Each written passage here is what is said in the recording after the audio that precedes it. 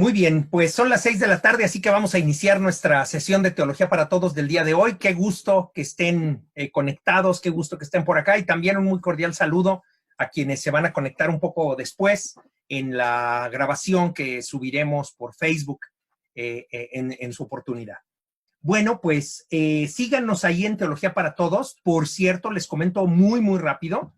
Publiqué en Teología para Todos un curso que va a haber dentro de 2 semanas. Por cierto, dentro de 8 días tendremos sesión. Vamos a platicar sobre escatología, cielo, infierno y purgatorio. Entonces, vamos a hablar sobre escatología dentro de 8 días y la siguiente semana es la semana de los rollos del Mar Muerto, unos textos bíblicos antiguos. Y pues yo les propongo que a través de Teología para Todos platiquemos sobre ese tema. Ya hemos hecho alguna publicación también de algún articulito que escribí hace bastante tiempo. Y bueno, pues esperemos que sea de su interés. Bueno, pues vamos a arrancar de inmediato y vamos a hablar sobre teología moral. Ay, creo que me equivoqué. Hoy es 30, ¿verdad? Espérenme, nada más para. Ahí está, listo. Aquí no ha pasado nada. Ya está, listo. Bueno, pues, teología moral, el bien según la fe.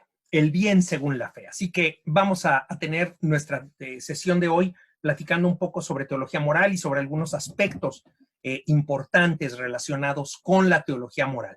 Ya saben que a través del chat esperamos sus preguntas, hagan todas las preguntas que quieran, sea que tengan que ver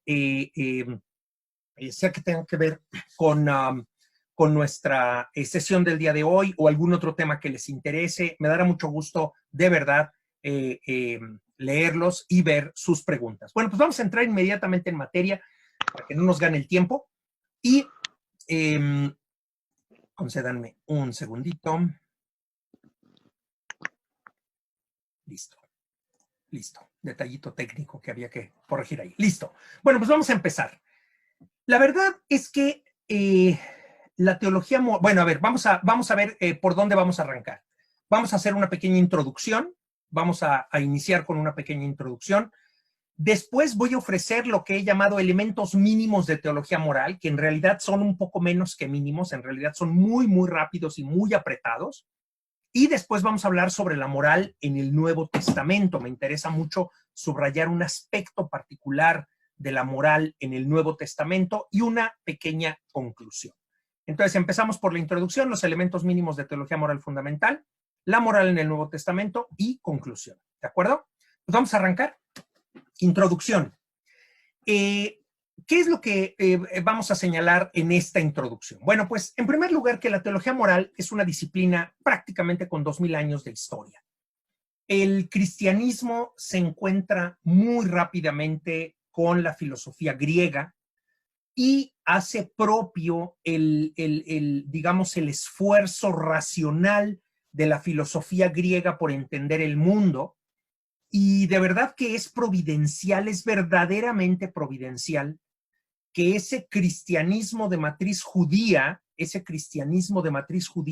se haya encontrado con la filosofía griega y con el pensamiento griego y lo haya asumido como propio. Los grandes padres de la iglesia son a la vez que grandes teólogos, grandes filósofos, y la teología cristiana nace de la mano de la razón.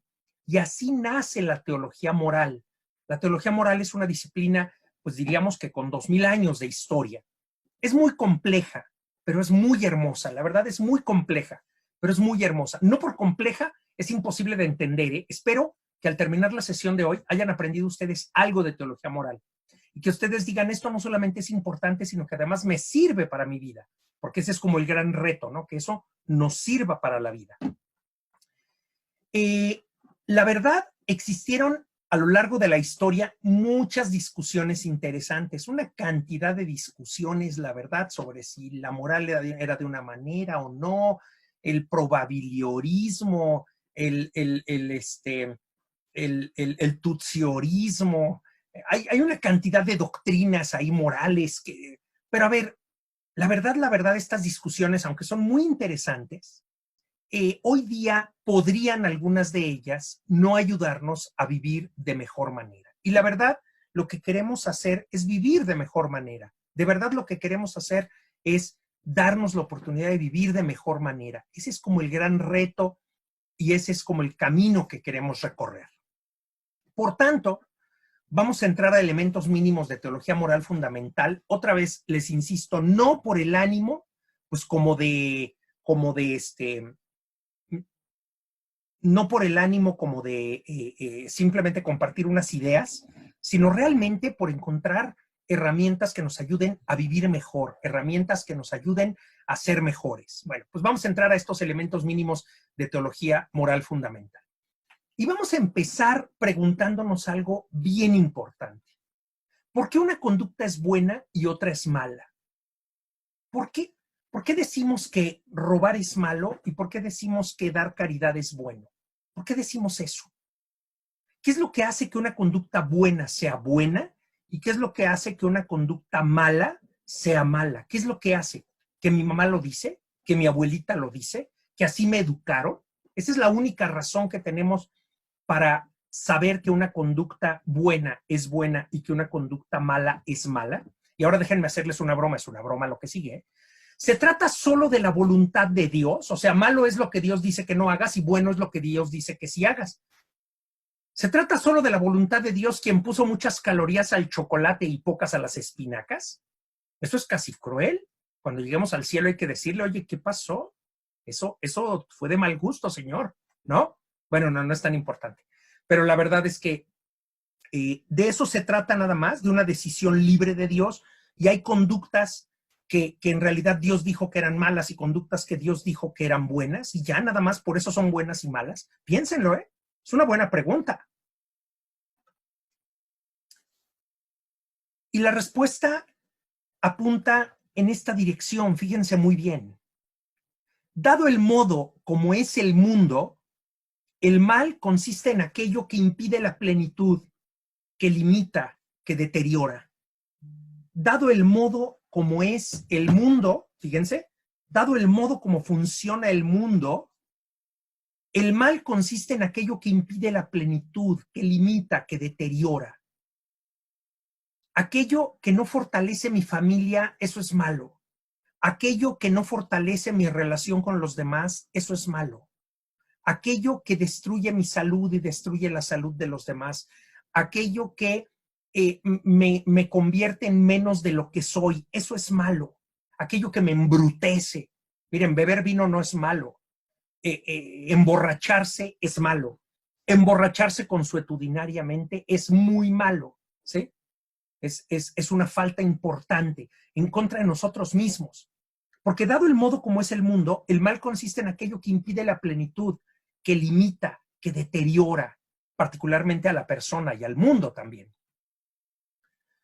O sea, diríamos, primero las cosas son malas y luego Dios las prohíbe. A ver, Dios sabe que están mal, Dios sabe que están mal. Pero no son malas porque Dios las prohíba. Dios las prohíbe porque son malas, ¿lo ven? Dios las prohíbe porque son malas. Primero las cosas son malas y luego Dios las prohíbe. Si Dios prohibiera las cosas simplemente de manera arbitraria, hay algunos autores en la historia que han dicho eso, que Dios prohíbe las cosas de manera arbitraria y que por tanto por eso son malas. Bueno, pues entonces esto no tiene, este es un juego simplemente donde un ser cruel puso una serie de reglas verdaderamente absurdas. No, las cosas son malas y Dios las prohíbe por eso, porque son malas. La prohibición es, y esto es teología moral, la prohibición es un modo de tutelar nuestro bien. Cuando le decimos al niño, no te lleves a la boca el ácido, ¿no? Hay un ácido ahí para limpiar el piso. No toques eso, te hace daño. Y el niño dice, no ha de querer que me lo lleve a la boca por alguna razón. En cuanto se descuide me lo llevo a la boca. Bueno, pues por las malas va a entender, ¿no? Se va a envenenar, se va. Porque la prohibición es un modo de tutelar nuestro bien. Cuando Dios prohíbe algo, es más, antes de que Dios prohíba algo, cuando nuestra razón nos dice que algo es inadecuado, estamos tutelando nuestro bien. Oye, no debiera hacer esto no, de veras no lo debiera hacer. La prohibición es un modo de tutelar nuestro bien, no un modo de complicar la vida humana. Dios no está jugando a las prohibiciones. Dios está poniendo en nuestras manos la clave de nuestra plenitud. ¿Se ve? Dios está poniendo en nuestras manos la clave de nuestra plenitud. Dicho de otra manera, aunque no fuese ley de Dios, fíjense qué interesante, aunque no fuese ley de Dios, aunque todavía no hubiéramos recibido la revelación, los seres humanos somos capaces de descubrir por nosotros mismos que hay conductas que son buenas y otras que son malas. Las comunidades más primitivas que viven en la selva, alejados unos de otros, saben que es malo robar y saben que es malo matar, ¿sí? Y saben que es bueno alimentar, cuidar a los enfermos. Lo saben, porque matar y robar nos destruye, porque ayudar a los demás, dar de comer al hambriento, dar de beber al sediento, todo eso genera comunidad y genera plenitud. Ahora, fíjense muy bien, nosotros por nuestra propia naturaleza somos capaces de descubrir que hay conductas que son buenas, como lo dice la lámina, y otras que son malas. Ahora, fíjense muy bien en esto. Sin embargo, yo me puedo quedar con una duda y decir, oye, ¿esto es bueno o malo? ¿Esto que yo hago es bueno o malo? Bueno, la revelación nos deja perfectamente claro qué es bueno y qué es malo, porque mi razón no es infalible. Mi razón podría equivocarse. Y entonces, cuando Dios se revela, recuerden todas las clases que llevamos, ¿no? Cuando Dios se revela, me deja perfectamente claro qué es bueno y qué es malo. Perfectamente claro. De esta manera, los elementos esenciales de la moralidad los estudia la teología moral en su primer tratado que se llama Teología Moral Fundamental. O sea, los elementos esenciales de la moralidad, eso es lo que estudia la teología moral fundamental. Acabo de dar, bueno, estoy dando este cuatrimestre una materia precisamente de teología moral fundamental. Y capten lo que acabamos de decir, capten todo lo que acabamos de decir. Y es, el mal es aquello que nos deteriora. El mal es aquello que va en contra de nuestra naturaleza, aquello que no nos deja ser plenos, aquello que verdaderamente no nos permite ser plenos. Y aunque con nuestra razón sí podemos conocer lo que es bueno y lo que es malo, la revelación nos deja perfectamente claro qué es verdaderamente bueno y qué es verdaderamente malo. Porque a veces me puede parecer malo algo que no lo es, ¿no? Me puede parecer malo algo que no lo es, o me puede parecer bueno algo que no lo es. Y la revelación nos ayuda a redondear aquello que en el fondo ya sabíamos, pero ahora, por gracia de Dios, lo sabemos más perfectamente. Y entonces, ¿qué nos dice la teología moral fundamental? La teología moral fundamental nos dice que la persona tiene dignidad, que cada ser humano tiene dignidad, que cada ser humano tiene dignidad. Y es una gran enseñanza, ¿eh? Y la revelación, Dios nos dice que valemos muchísimo más que los pajaritos a quienes no les falta nada. Dios les da su alimento todos los días. Y valemos mucho más que esos pajaritos. Somos seres humanos y tenemos dignidad. ¿Qué es la dignidad humana? La dignidad humana es el valor de la persona. ¿Y cuánto vale una persona? ¿Cuánto vale una persona? Me gusta decir $5,000. ¿Vale $10,000? ¿Vale $100,000 una persona? No. La verdad, como ustedes lo pensaron, la dignidad humana es el valor de la persona y la persona vale infinitamente. La persona vale infinitamente. Hay un valor infinito de la persona verdaderamente. La persona vale infinitamente. Y este valor infinito de la persona nos lleva a una conclusión a la que llego muy rápido porque hay que hablar de muchos temas. Pero la conclusión es que la conducta más correcta frente a las personas es la que surge del amor. Estamos llamados a amar. Hay un libro muy bonito de Hans Urs von Balthasar, un gran teólogo, que se llama Creados para amar. Se llama Creados para amar. Y dice él en el libro, hemos sido creados por amor y hemos sido creados para amar, ¿sí? ¿Por qué? Porque cada ser humano es imagen y semejanza de Dios, porque cada ser humano verdaderamente tiene un valor infinito.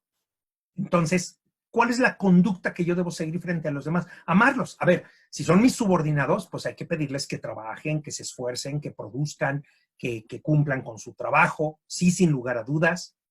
Y sin embargo, lo que hay que hacer es amarlos, porque hemos sido creados por amor y hemos sido creados para amar.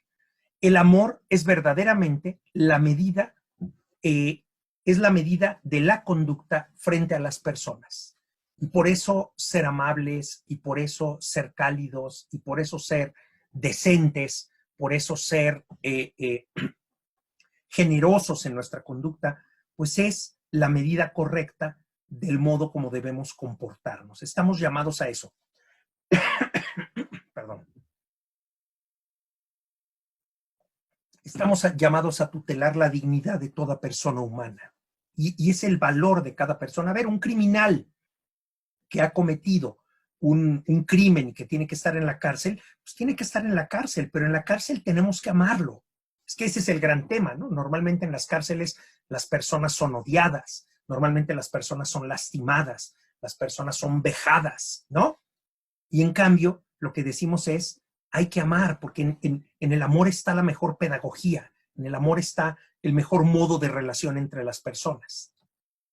Y junto con la dignidad humana, vayan como tomando nota y haciendo su esquema, ¿no?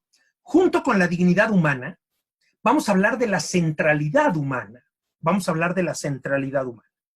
Y centralidad humana quiere decir que todo lo no humano debe estar al servicio de la persona humana. Todo lo que no es humano debe estar al servicio de la persona humana.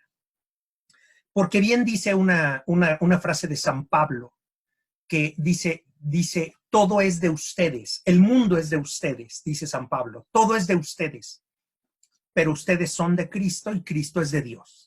¿Sí? Es una hermosa frase de San Pablo sobre el orden del mundo.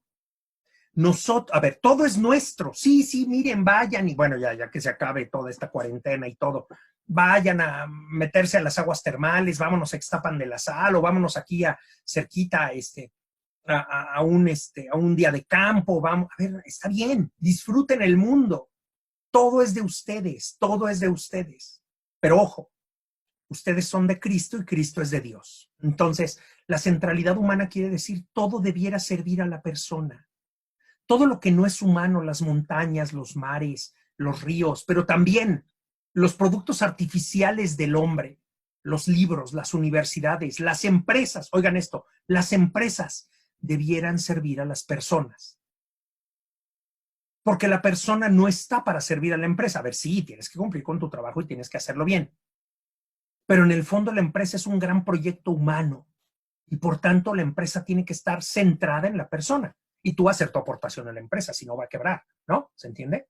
Pero tienes que hacer tu labor. El mundo está hecho para nosotros para Cristo y Cristo para Dios, y Cristo es de Dios. Las personas son más importantes que las cosas, eso lo sabemos. Las personas son más importantes que las cosas, que los bienes, que las estructuras. Es más importante tutelar el bien de las personas a que, pues ya saben, ¿no? A que haya un avión así supersónico o que haya una manera más rápida de llegar a otro lugar. Claro, si queremos llegar más rápido a otro lugar, pues es por una razón, porque creemos que eso va a ser bueno para las personas. Pero la centralidad humana quiere decir que las personas son más importantes que las cosas, que los bienes, que las estructuras. Y pues que nos quede muy claro, ¿no? Que nos quede muy claro que el mundo no funciona de este modo. La verdad, solemos subordinar a las personas a las estructuras. Solemos poner primero las estructuras, primero las organizaciones, primero la empresa, primero el gobierno y luego a las personas.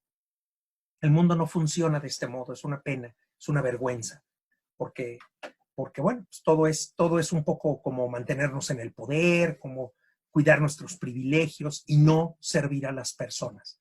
Dignidad y centralidad humana. Espero que estos dos elementos les queden muy claros, muy claros.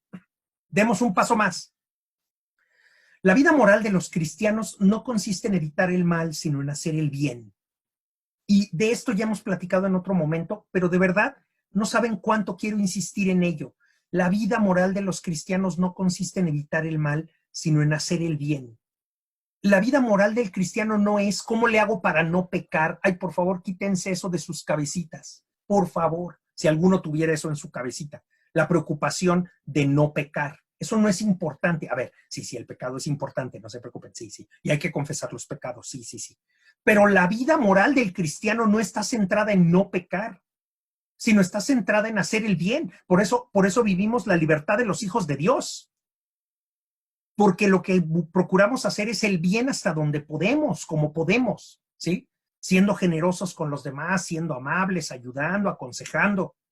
La vida moral de los cristianos no consiste en evitar el mal, no. Realmente la creatividad del cristiano no está puesta en el acento de, oye, ¿cómo le hago para no pecar? Mira, no peques, ¿no? Pero haz el bien. Lo más importante es hacer el bien. Y este es un tema de teología moral fundamental, esencial. El gran tema de la teología moral no es el pecado, sino el bien.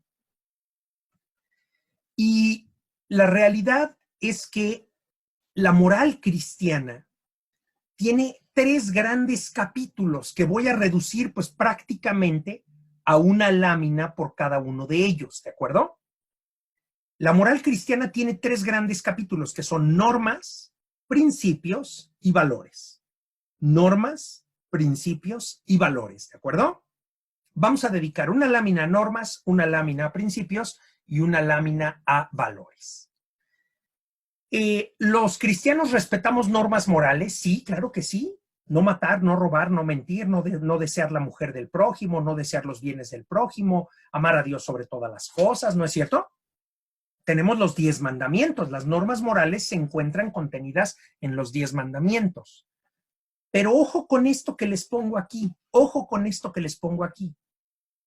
Los 10 mandamientos se enuncian de manera negativa por economía en la expresión. Los 10 mandamientos se enuncian de manera negativa por economía en la expresión. O sea, ¿cómo le hacemos para expresar lo que debemos hacer en nuestra vida? Bueno, pues lo que hacemos es expresarlo en 10 mandamientos. Bueno, Dios lo expresa en 10 mandamientos, Éxodo capítulo 20.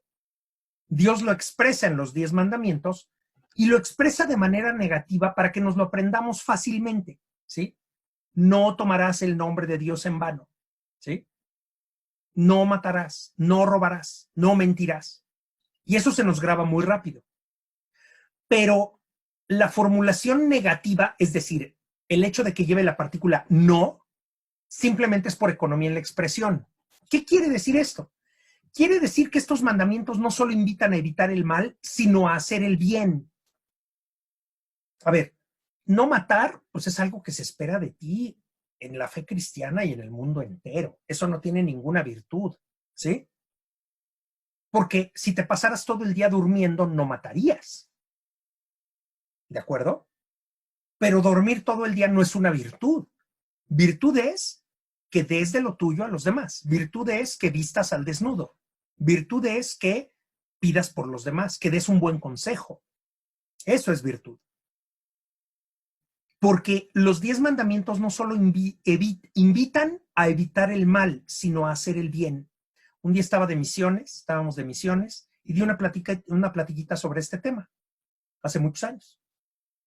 Y les dije, no solo se mata asesinando al otro, ¿no? Agarrándole el cuello hasta que pierde el aliento. Se mata también insultando al otro, se mata también haciéndole la vida imposible al otro, se mata denigrando al otro. Y un señor de rancho muy sencillo, se levantó y me dijo, llevo demasiado tiempo matándome con mi esposa. ¿No? Entonces ya empezamos a entender que no se es bueno por no matar, es que tienes que dejar de matarte con tu esposa, tienes que dejar de matarte con tus vecinos, ¿no? Al contrario, tienes que llevarte bien, tienes que tener una relación plena, una relación creativa. Porque, por ejemplo, el mandamiento de no matar, pues nos dice que tienes que dar vida, dar de comer al hambriento, dar de beber al sediento, vestir al desnudo, animar al triste. Ahí está.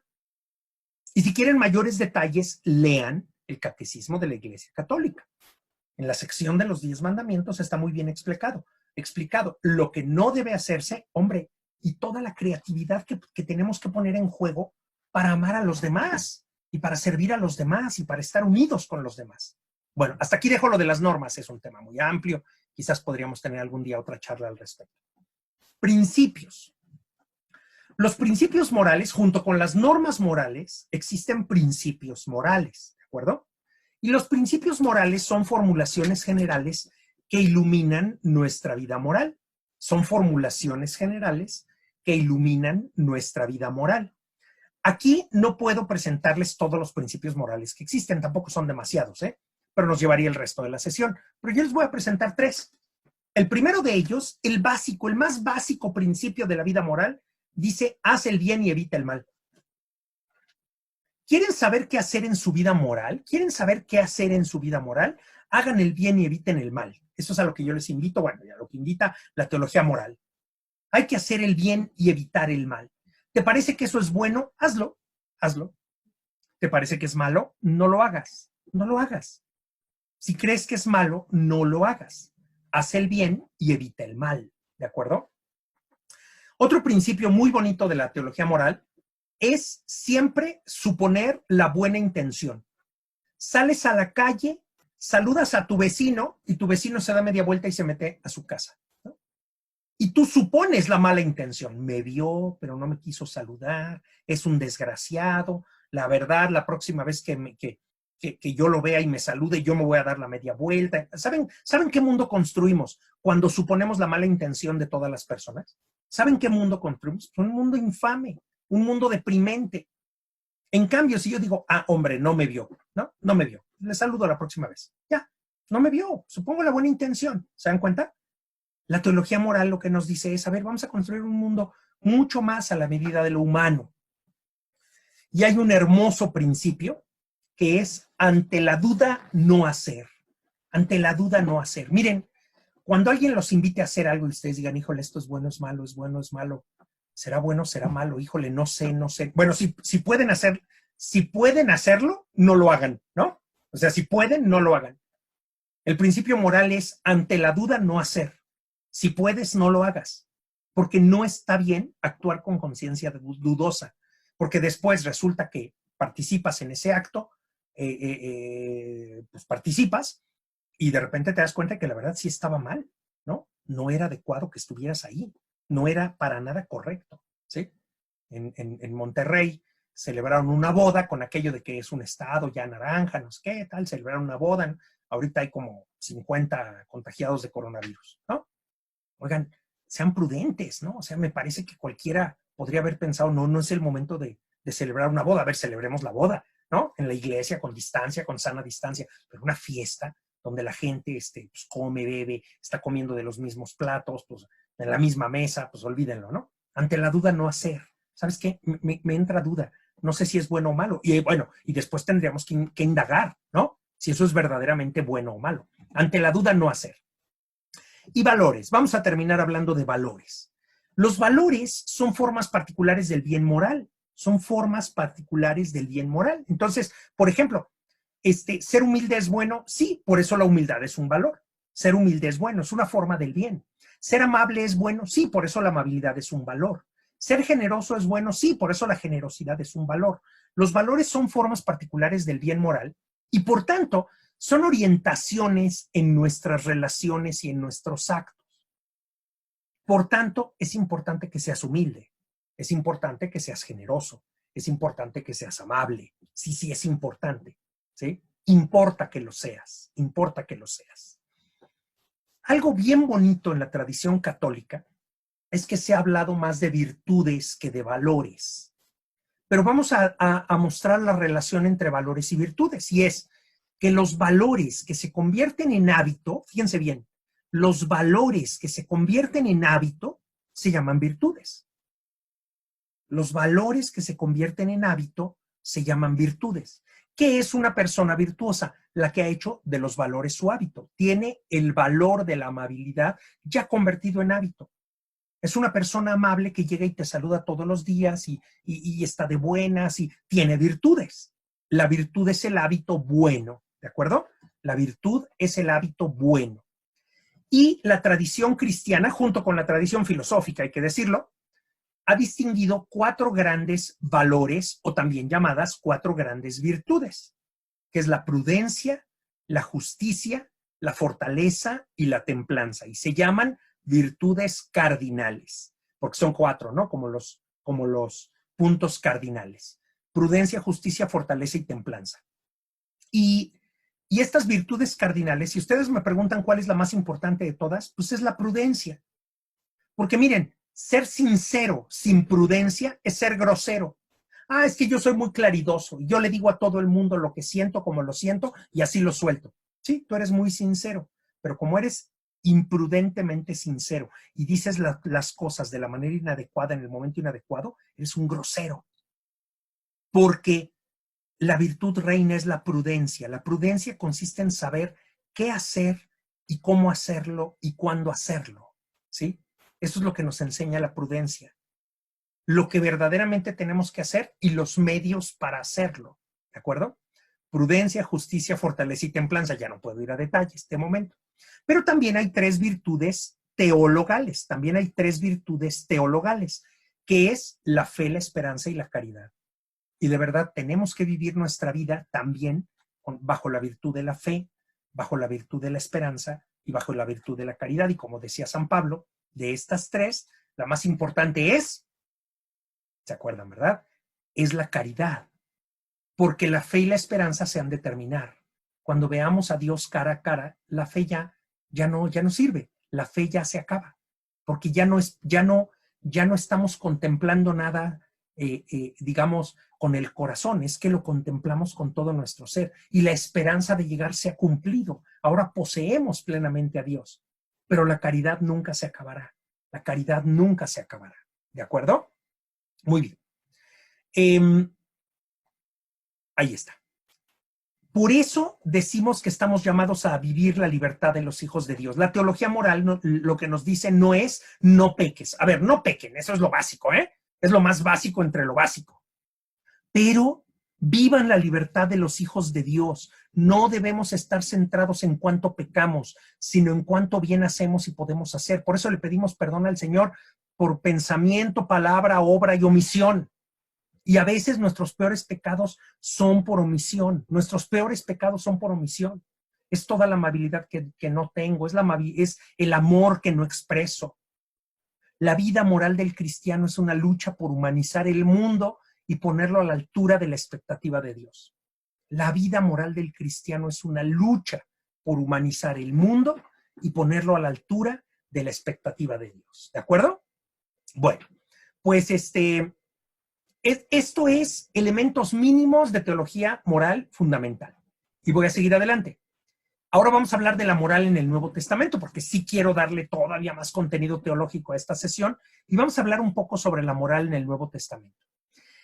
Y nuestro Señor Jesucristo, cuando comienza su predicación pública, estructura un gran sermón que es conocido como el Sermón de la Montaña.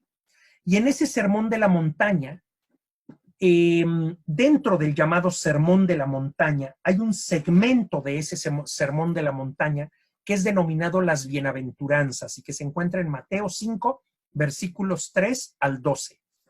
Mateo capítulo 5, versículos 3 al 12.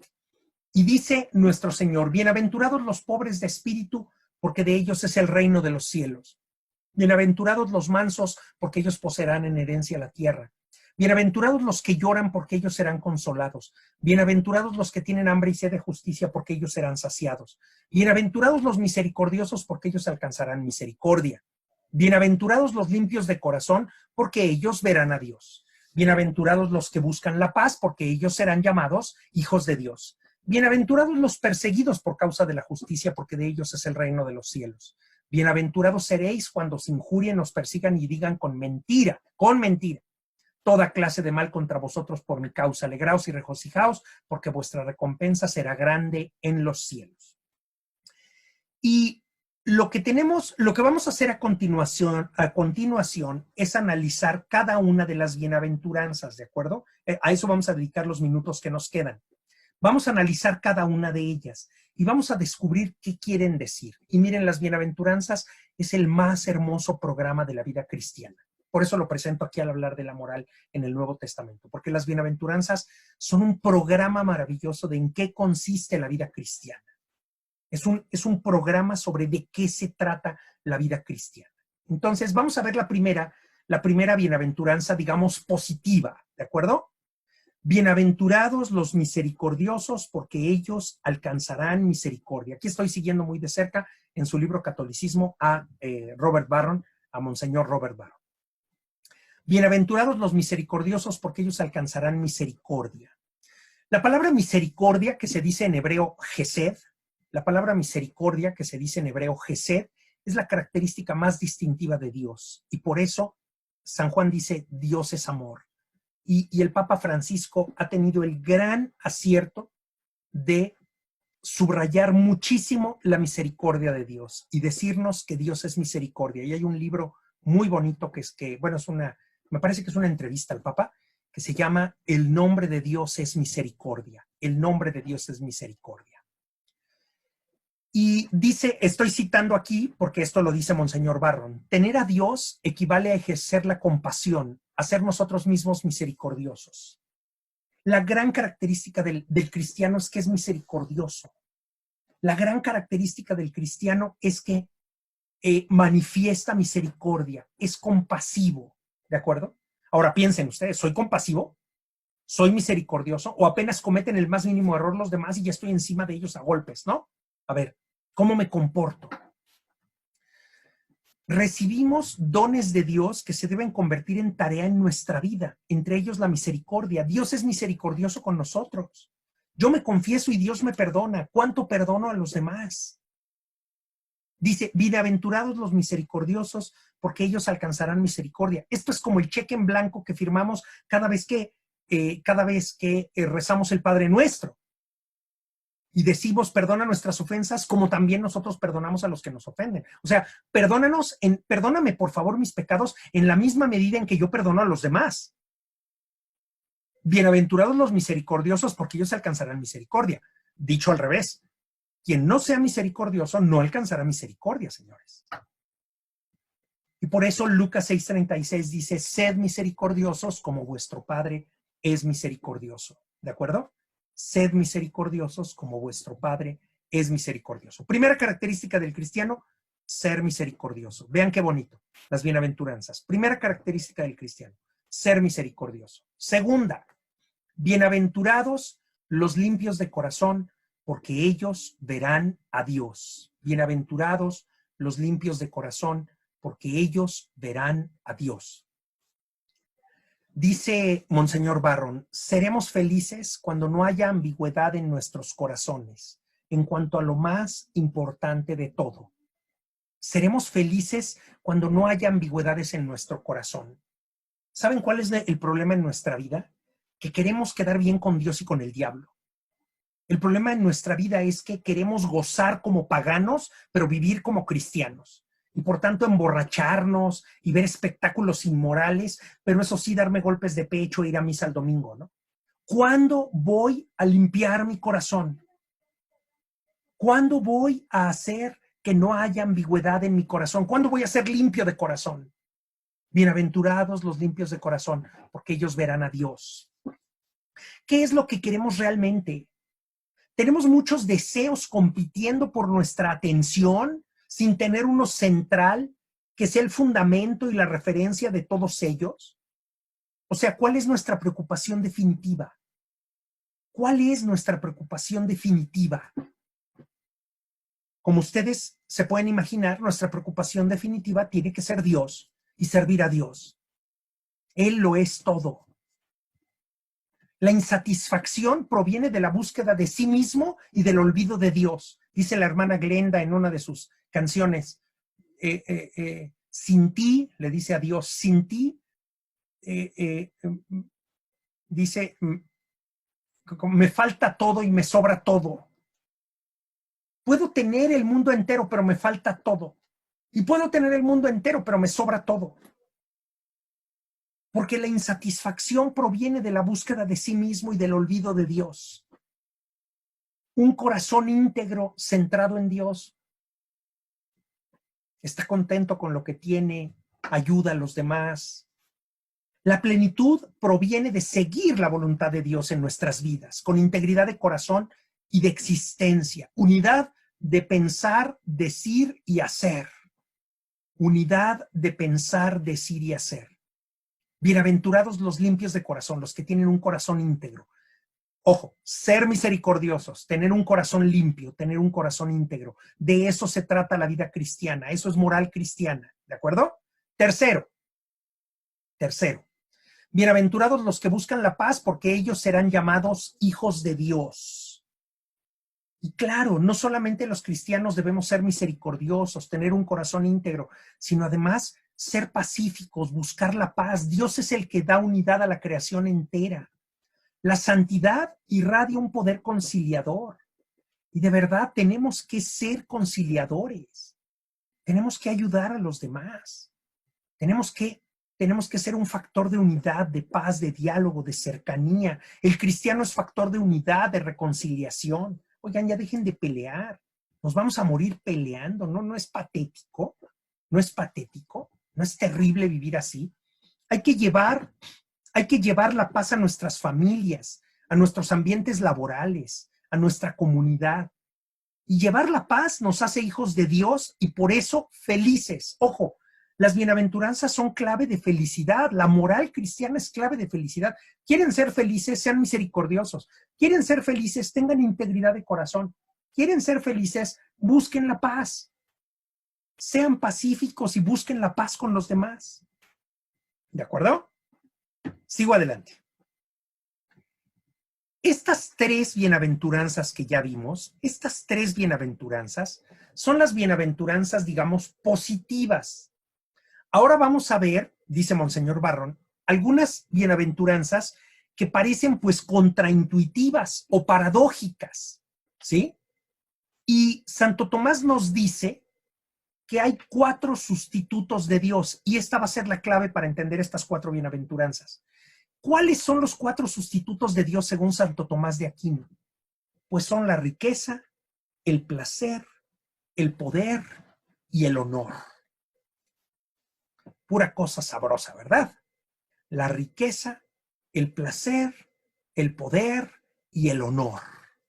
Aquello por lo que mucha gente se deja la piel y se deja la existencia, para tener grandes riquezas, para gozar mucho en la vida, todo lo que se pueda, para acumular poder, para acumular honor y fama, ¿no? Bueno, pues Santo Tomás le llamaba concupiscencia. ¿Y saben cómo le llama Monseñor Barrón? Monseñor Barrón le llama adicción. El gran problema de estos bienes, que son la riqueza, el placer, el poder y el honor, es que nos causan adicción. Ese es el problema. Y por tanto tenemos que saber controlarlos. No se trata de vivir sin riqueza, ni sin placer. No, está bien. Oye, a mí me gusta esta comidita y comérmela y todo, está muy bien. Pero no siendo adictos a ello, no siendo adictos a ello. Bueno, pues vamos a ver estas 4 bienaventuranzas. La primera, bienaventurados los pobres de espíritu, porque de ellos es el reino de los cielos. ¿Qué quiere decir Dios? ¿Que solo van a llegar al cielo los pobres? No, dice los pobres de espíritu. Dice los pobres de espíritu. Jesús no está alabando la pobreza, no está diciendo, ay, qué bueno que la gente sea pobre. No. La pobreza no es buena, ¿no? La pobreza, la pobreza es una condición que es lícito luchar por salir de ella. Ni alaba la pobreza, ni condena la riqueza. No, los ricos van a estar en el infierno. No es cierto tampoco. Más bien es una fórmula para el desapego. Tengamos poco o tengamos mucho, no entreguemos nuestro corazón a los bienes materiales. No hay que entregar nuestro corazón a los bienes materiales, sino más bien usar los bienes para los propósitos de Dios. Lo que tenemos que hacer es usar los bienes para los propósitos de Dios. Por tanto, ¿qué nos enseña esta bienaventuranza? A no entregar nuestro corazón a la riqueza, a liberarnos de la adicción a la riqueza. ¿De acuerdo? Sigo adelante. Me voy a pasar un poquito del 4 para las 7, pero ustedes ya me conocen y me tienen paciencia. Gracias. Bienaventurados los que lloran porque ellos serán consolados.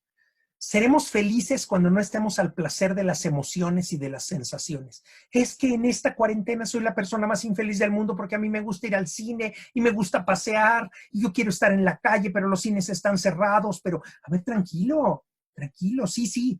Todo en la vida, pues nos faltan muchas cosas. Hay muchos motivos para llorar, pero seremos felices cuando no estemos atados al placer de las emociones y de las sensaciones. Esa autorreferencialidad que solo me hace pensar en mí mismo, ¿no? A ver, el placer es bueno. Qué bonito es echarme un tequilita con mi compadrito, platicar con él.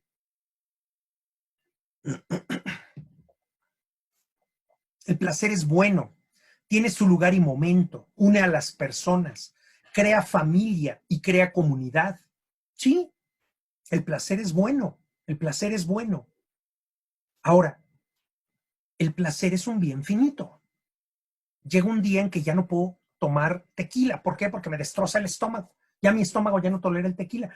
No te preocupes, no sufras, ¿no?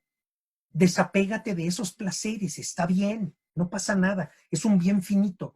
Hay que tener desapego de los placeres y eso produce la verdadera libertad espiritual. Bienaventurados los que lloran porque ellos serán consolados. Es como decir, bienaventurados aquellos que saben que todo les falta aunque lo tengan todo, ¿no? Y miran hacia el cielo con la libertad espiritual de los hijos de Dios que no están apegados a unos pequeños bienes que son bienes finitos, pequeñitos, ¿no? No pasa nada. Tercero, bienaventurados los mansos porque ellos poseerán la tierra. Y entonces, de estas últimas dos bienaventuranzas, nos dice, no te apegues a la riqueza, no te apegues a los placeres. Y también dice, bienaventurados los mansos porque ellos poseerán la tierra. Ojo, no es un juicio sobre el poder o la autoridad, ¿sí? Los presidentes se van a ir al infierno, los directores de las compañías, los grandes directivos se van a ir al infierno. No es cierto. No es un juicio sobre el poder y la autoridad. La mansedumbre es también un camino de desapego. La mansedumbre es también un camino de desapego, véanlo ustedes. Porque el poder es una de las tentaciones más grandes que podemos enfrentar. Y eso es cierto. Bien dice un dicho que el poder corrompe y el poder absoluto corrompe absolutamente. Eso es cierto. ¿Eso quiere decir que debemos rechazar todo poder en la vida? No, quiere decir cuando tengas poder, custodia tu corazón. Cuando tengas poder, no entregues tu corazón al poder. Es que para mí lo más importante es ser jefe de toda esta gente por el resto de mi vida. Pues pobre de ti, porque eso se va a acabar. La mansedumbre es permanecer libre de la adicción al poder mundano. Y más bien es la invitación a usar del poder para transmitir el verdadero poder divino al mundo. Qué importante es llevar a Dios a los demás a través de la propia autoridad, a través del propio poder. Usar del poder para transmitir el verdadero poder divino al mundo. Ser una persona íntegra, ser una persona honrada. Y mientras tengamos poder, usarlo bien, y cuando lo perdamos, dejarlo ir como cualquier cosa en la vida, señores. Bienaventurados seréis, termina nuestro Señor Jesucristo, cuando os injurien, os persigan y digan con mentira toda clase de mal contra vosotros por mi causa. Y esta última, así como las anteriores, se opusieron a la riqueza, se opusieron al placer, se opusieron al poder. Esta se opone al honor, se opone al peligro adictivo del honor. El peligro adictivo. Yo quiero ser, yo.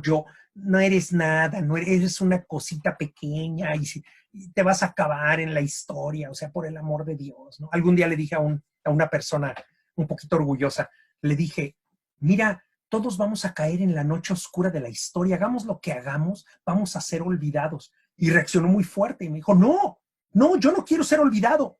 Le digo, pues piénsatelo, ¿no? Porque todos vamos a ser olvidados, no pasa nada. A ver, por otro lado, el honor es bueno, es el reconocimiento que se debe a la virtud. El honor es bueno, pero nuestra principal preocupación no debe estar en nuestra honra, en el reconocimiento de los demás. Nuestra principal preocupación no debe estar en buscar ser aclamado, reconocido, consultado, amado. Ese no debe ser nuestra principal preocupación. Dice Monseñor Barron, cuán afortunados son ustedes los que no están apegados al honor y que por ello son capaces de seguir la voluntad de Dios, aun cuando el camino suponga ser ignorados, deshonrados e incluso perseguidos. Es que ese es el tema, ese es el camino cristiano. El camino cristiano no es el camino del sufrimiento, pero estamos dispuestos a pasar por el sufrimiento. Estamos dispuestos a pasar por el sufrimiento. ¿De acuerdo? Sigo adelante. Dice Monseñor Barron, voy cerrando un poco. Si deseamos la bienaventuranza, o sea, la felicidad, bienaventurados quiere decir felices. Si deseamos la bienaventuranza, la felicidad, hemos de despreciar todo aquello que Jesús despreció en la cruz y amar todo aquello que Jesús amó en la cruz. ¿Y qué fue lo que Jesús amó en la cruz? Jesús amó en la cruz la misericordia, la integridad de corazón, la paz. ¿Y qué despreció en la cruz? Despreció la riqueza, el placer, el poder y el honor como fines en sí mismos, como fines en sí mismos. ¿De acuerdo? Eso fue lo que despreció el Señor en la cruz. Eso fue lo que el Señor dejó detrás de sí. Me voy rápido. Ahora, además de estas actitudes, la moral cristiana conlleva mandamientos. Sí, dice el Señor que si me amáis, guardaréis mis mandamientos, además de ser misericordiosos, pacíficos. Bueno, ¿y cuál es ese mandamiento? Pues os doy un mandamiento nuevo, que os améis los unos a los otros como yo os he amado. Así os améis también, que como yo os he amado, así os améis también entre vosotros. Nuestro Señor nos ha dado el mandamiento nuevo, ¿sí? El mandamiento nuevo. Por eso la moral cristiana se orienta a la reforma de la persona y como consecuencia de la acción. Miren, la moral cristiana no es una moral intimista. Se dirige tanto al interior como al exterior de la persona. La moral cristiana se orienta a la santidad como aspiración más alta de nuestra realización como personas. ¿Por qué queremos ser santos? ¿Por acabar en un nicho? No, no, no. Acabemos en un nicho o no, eso no importa. Es que el mejor modo de ser humano es ser santo. Ese es el mejor modo de ser humano, ser santo.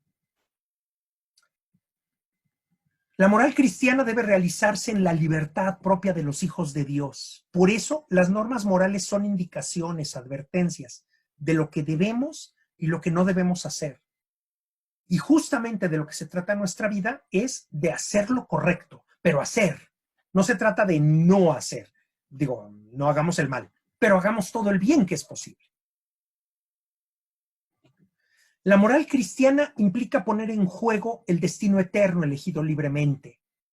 No es tanto una moral del premio y del castigo, porque Dios no nos trata así, pero sí nos dice que la actividad humana conlleva consecuencias eternas, que realmente en cada acto nos estamos jugando la eternidad. Y quien vive su vida de cara a Dios y lo busca con sinceridad, lo poseerá eternamente. De eso vamos a hablar la próxima sesión, al hablar de escatología, cielo, infierno y purgatorio. Pero quien vive su vida de espaldas a Dios y lo desprecia, así como a los demás seres humanos, no será obligado a convivir con Dios eternamente. De eso hablamos la próxima sesión. Al final, la moral cristiana nos muestra la trascendencia, de la vida cotidiana y la presencia de la vida eterna en el hoy. De eso se trata la moral cristiana, de saber que la vida eterna está aquí y que tenemos que hacerla presente y tenemos que ser bendición para los demás. Tenemos que vivir con fe, esperanza y caridad. Tenemos que vivir con fe, esperanza y caridad. Bueno, pues conclusión, terminemos.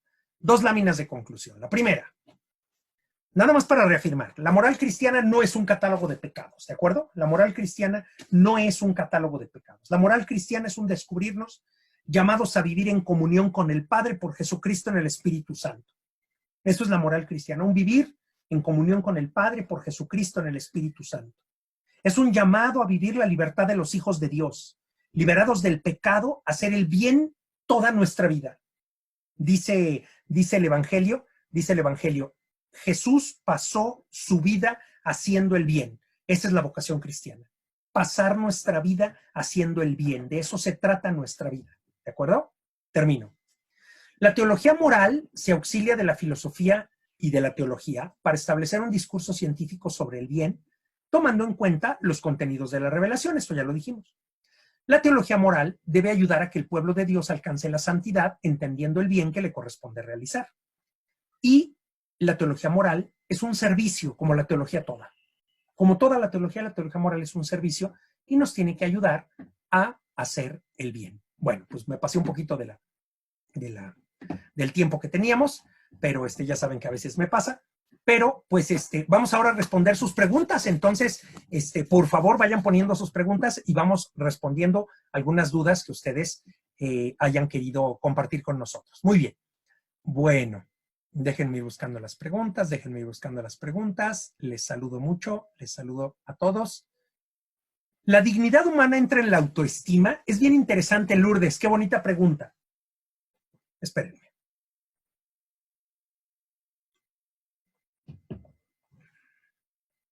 Perdón, traigo la garganta como que medio me... Dice, la dignidad humana entra en la autoestima. Vamos a ver. Yo puedo faltar a mi propia dignidad si no tengo autoestima, porque me trato tan mal a mí mismo y me denigro tanto frente a los demás que estoy faltando a mi propia dignidad. La primera dignidad que tengo que respetar es la mía. Y bueno, y junto con ello, respetar la dignidad de los demás, el valor de los demás, ¿de acuerdo? Tengo que respetar la dignidad de los demás y el valor de los demás. Entonces, es muy importante que entendamos que también algo tiene que ver la dignidad con la autoestima. La dignidad no es autoestima, la dignidad no es autoestima. Pero maltratarme, no tratarme según mi propio valor, eso puede ser violentar mi dignidad. La dignidad tiene que ver con el valor intrínseco de la persona, es decir, cuánto vale cada persona, cuánto valgo yo, cuánto vale cada uno de nosotros. Y valemos lo que valemos a los ojos de Dios, infinitamente. Muy bonita pregunta, Lourdes, muchas gracias. Enrique López. Dignidad humana, ¿tiene que ver con los actos virtuosos más que con las pasiones? Curiosamente, no tiene que ver la dignidad ni con los actos virtuosos ni con las pasiones. A ver, los malos actos, los actos malvados que una persona realiza, van en contra de su dignidad y de la dignidad de los demás. Supongamos un ladrón, ¿no? Un ladrón asalta a una persona en la calle y está faltando a la dignidad del otro y faltando a su propia dignidad. No se comporta según su valor como hijo de Dios y como persona humana. Y trata al otro no como persona humana, lo trata como un objeto. Entonces, pero la dignidad humana es un valor intrínseco, otra vez. ¿Qué quiere decir un valor intrínseco? Quiere decir un valor que tenemos y que no podemos perder. Es que eso es lo curioso, ¿eh? Es un valor que tenemos y que no podemos perder.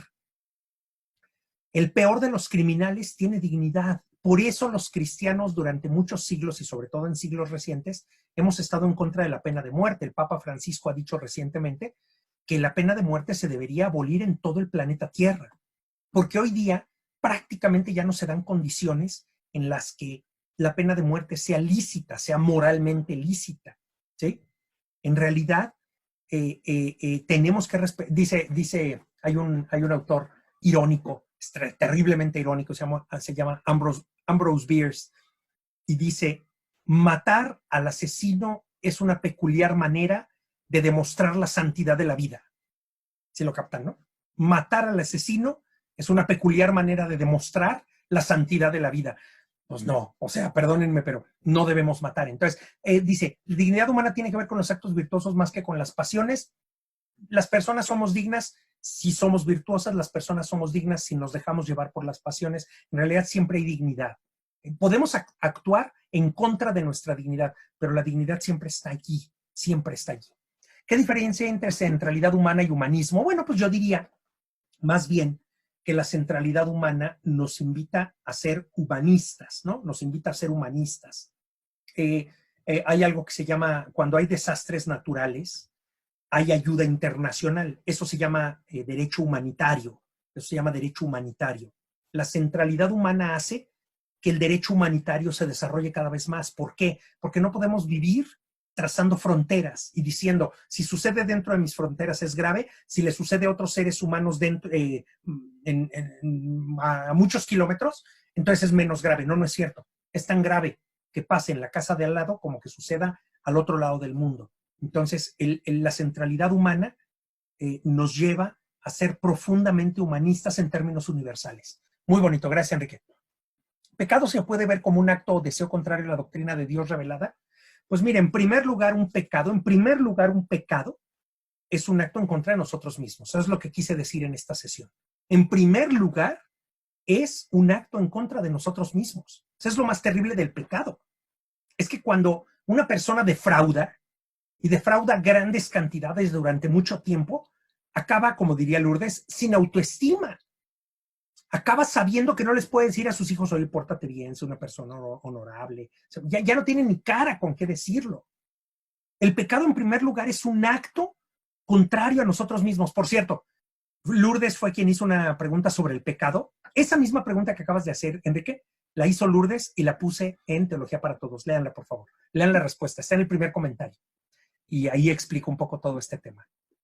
¿Cuál es la diferencia entre gracia y dones? Bueno, a ver, sin querer profundizar demasiado en la doctrina de la gracia y los dones, gracia se define como gracia la presencia de Dios en el alma.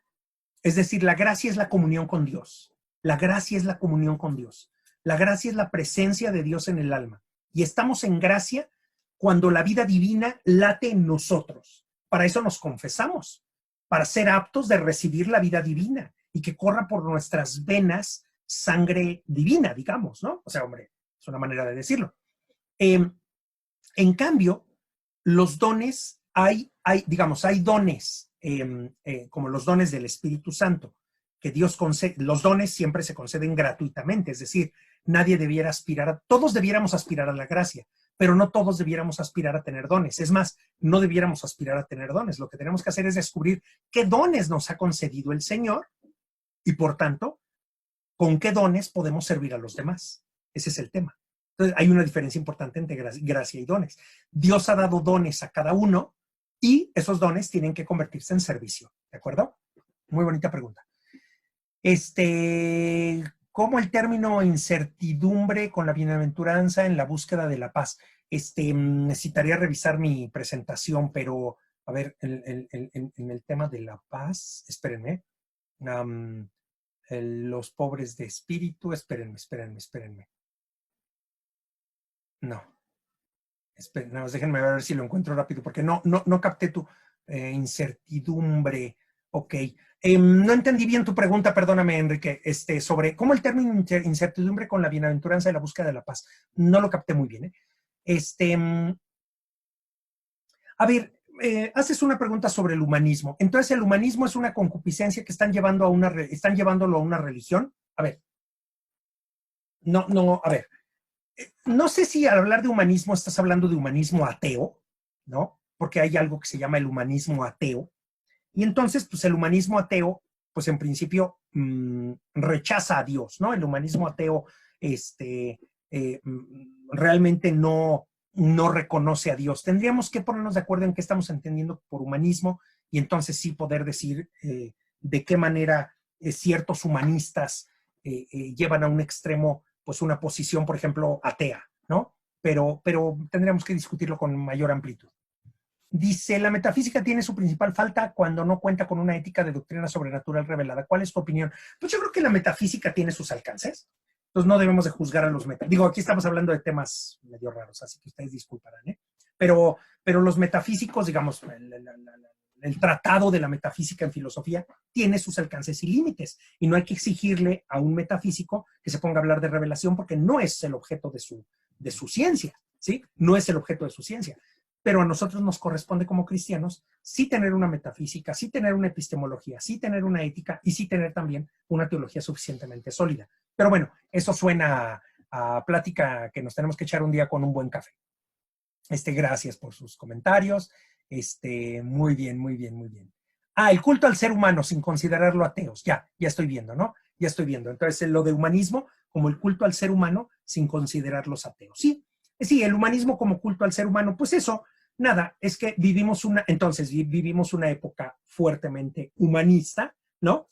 Una época fuertemente humanista donde olvidamos fácilmente a Dios, Miren, voy a terminar la sesión del día de hoy, porque bueno, no hay ahorita ya más preguntas. Pero voy a terminar la sesión del día de hoy contándoles una pequeña anécdota, para que vean cuán importante es saber algo de teología moral y algo de ética. Les digo mucho a mis alumnos en los cursos de ética, les digo, la ética consiste en estar preparado. La ética consiste en estar preparado y la teología moral consiste en estar preparado. Verdaderamente la teología moral consiste en estar preparados. Hace mucho tiempo un alumno, un profesor, en realidad era un profesor de la universidad en un curso que yo estaba dando, me dijo, ¿podemos hablar al final de la sesión? Sí, con mucho gusto. Y me dijo, profesor, es que yo maté a mi papá. Entonces le dije, venga, vamos a sentarnos y a platicar, a ver cuénteme, ¿qué pasó? Me dice, bueno, mi papá estaba muy grave, mi papá estaba hospitalizado. El médico dijo que había que desconectarlo, que ya no había nada más que hacer por mi papá. Y mis hermanos dijeron, yo no mato a mi papá. No, yo no lo mato, yo no firmo nada. Dice, pues alguien tenía que firmar. Entonces yo firmé y desconectaron a mi papá y mi papá murió. Entonces, pues yo maté a mi papá. Entonces le dije, a ver, profesor, venga, vamos a platicar un momentito. A ver, hay una diferencia entre eutanasia y negación al ensañamiento terapéutico. Hay una diferencia entre eutanasia y negación al ensañamiento terapéutico. Tan mala es la eutanasia como el ensañamiento terapéutico. Ambas cosas son muy malas. ¿En qué consiste? La eutanasia es mala porque consiste en inducir la muerte de una persona sana. Eso es la eutanasia. Mira, esta persona puede vivir mucho tiempo, pero va a vivir en estado de coma. No, denle una inyección letal y que ya se muera. Eso es eutanasia. ¿Sí? Ensañamiento terapéutico es, mira, esta persona ya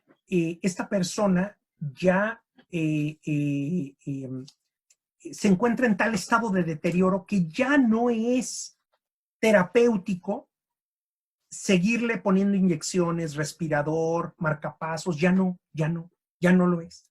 Ya no es terapéutico. No, usted haga que viva, póngale lo que sea. Eso se llama ensañamiento terapéutico. Mantener viva a una persona que ya no tiene posibilidad de recuperación, al menos hasta donde la ciencia médica lo dice. ¿De acuerdo?